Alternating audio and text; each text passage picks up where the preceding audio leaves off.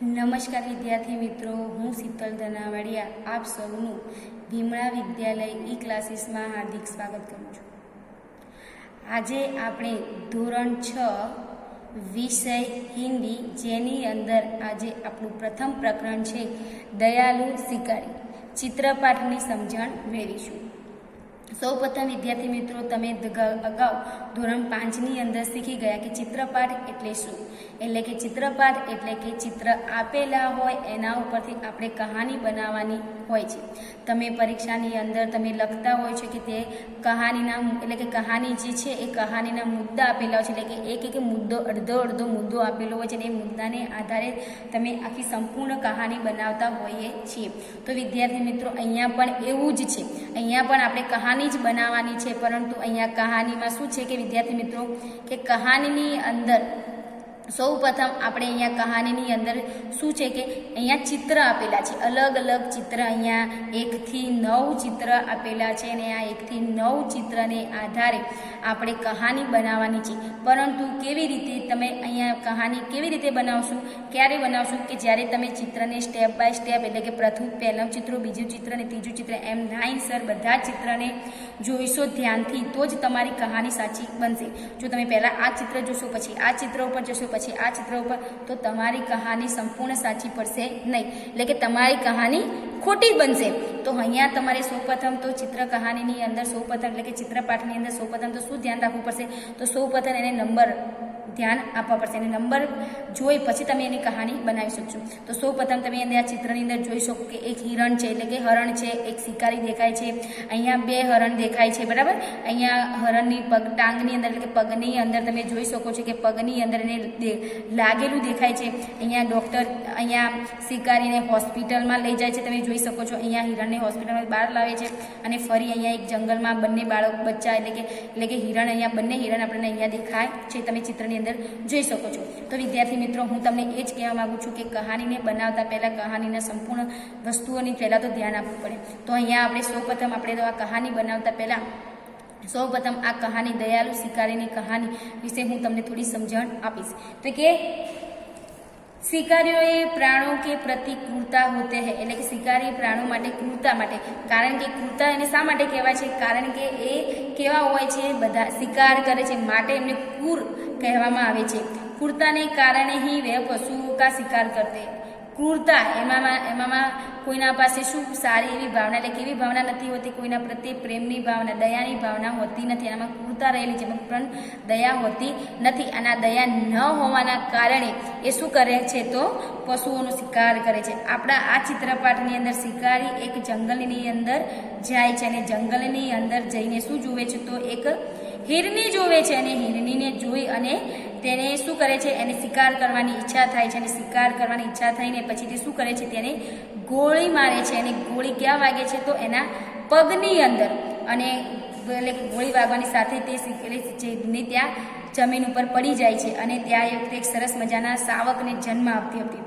તો આ રીતે એ પોતાની એટલે કે શિકારી એને ત્યાંથી લઈ એટલે કે પછી એને આ રીતે એની સ્થિતિ જોઈ અને તે શું કરતી તરત જ એને દવાખાને લઈ જાય છે અને હોસ્પિટલમાં જઈને એની સારવાર કરાવે છે અને પછી એને પાછી જંગલમાં છોડી મૂકે છે। તો સૌપ્રથમ આપણે સરસ મજાની કવિતા આપણે અહીંયા ચિત્ર આપેલા છે જેના પરથી આપણે સરસ મજાની વાર્તા બનાવશું। તો સૌપ્રથમ તમે જોઈ શકો છો કે અહીંયા એક સરસ મજાનું જંગલ છે, એ જંગલ અથવા કે વન છે, વનની અંદર એક હિરણી શું કરી રહી છે તો ફરી રહી છે,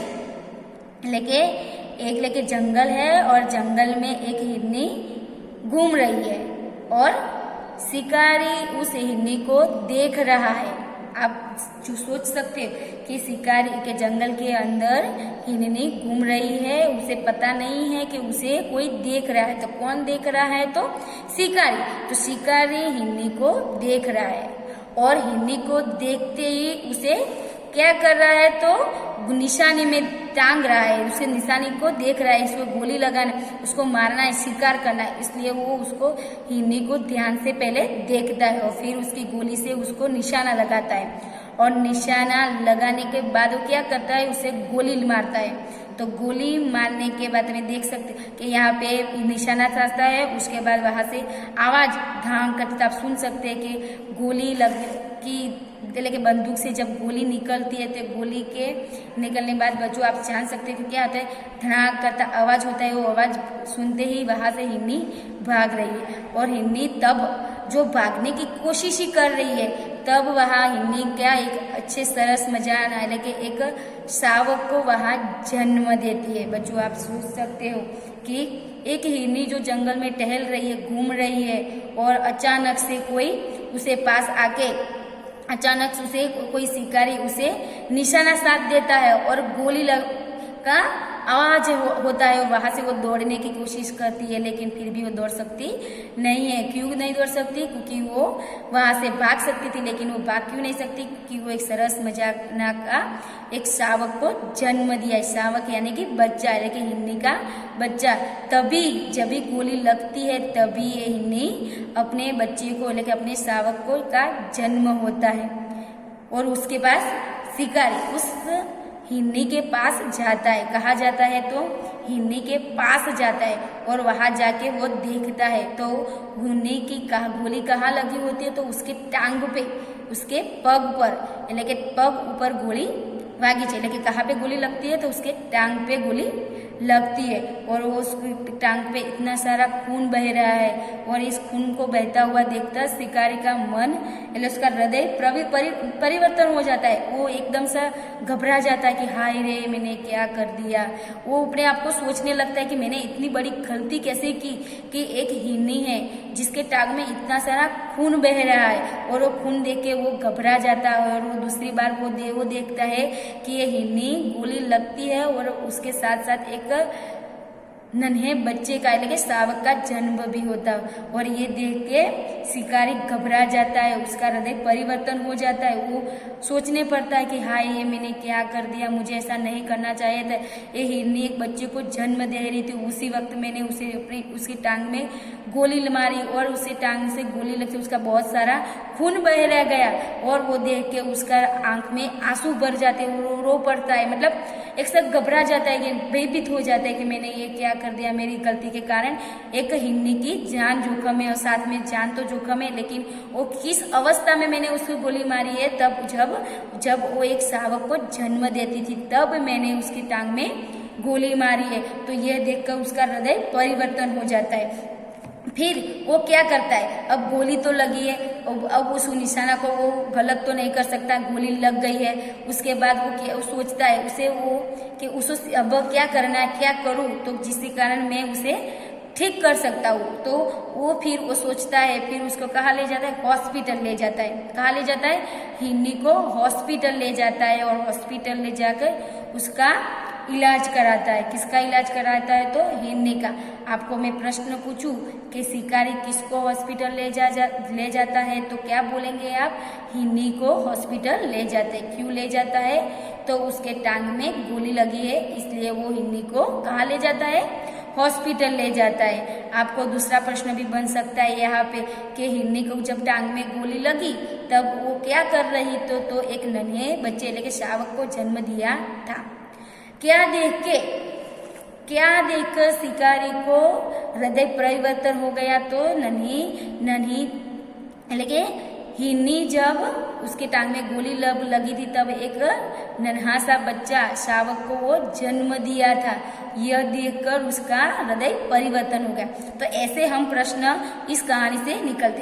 आप आगे देखिए, तो वो क्या करता है, उसका हृदय परिवर्तन होने के बाद वो एकदम घबरा जाता है। फिर वो क्या करता है, तो नन्ही को वो क्या करता है, हिरनी को वो कहाँ ले जाता है, तो हॉस्पिटल ले जाता है और हॉस्पिटल लेने के बाद वो उसका इलाज कराता है और इलाज कराने के बाद वो हॉस्पिटल से बाहर आता है। और बाहर आता है, वो कैसे आता है आप देख सकते हैं, उस हिरनी को उसने अपने गोद के अंदर उठा दिया है और वो बाहर दवाखाने से लेके हॉस्पिटल से वो बाहर आता है।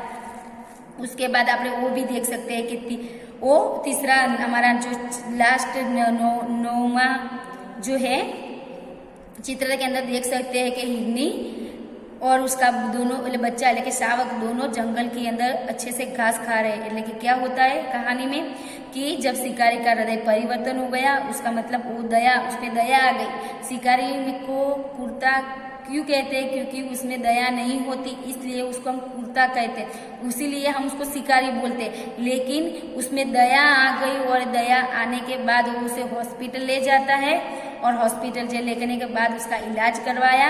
हॉस्पिटल में वो क्या करवाता है? हिरनी का तो इलाज करवाता है। और उसके बाद वो वही जगह जहाँ पहले उसने हिरनी को देखा था, वही जगह पे, वही जंगल में उस हिरनी को और हिरनी के साथ उसका शावक यानी कि उसका बच्चे को भी वो वहाँ जंगल में छोड़ देता है। यानी कि आप देख सकते हो कि इसमें क्या दिखता है। यानी कि इसमें शिकारी वो क्या करता है कि अपने बच्चे को शिकारी हिरनी को और हिरनी को बच्चे को जंगल के अंदर छोड़ देता है। वो शिकार करने के लिए गया है, फिर भी वो शिकार करता नहीं है। उसने शिकार तो किया तो सही, लेकिन फिर उसका इलाज करके फिर उसने वो वहाँ जहाँ वो पहले रहते थे जंगल के अंदर, वो उसको हिरनी को और उसके शावक को वहाँ छोड़ दिया, भेज दिया।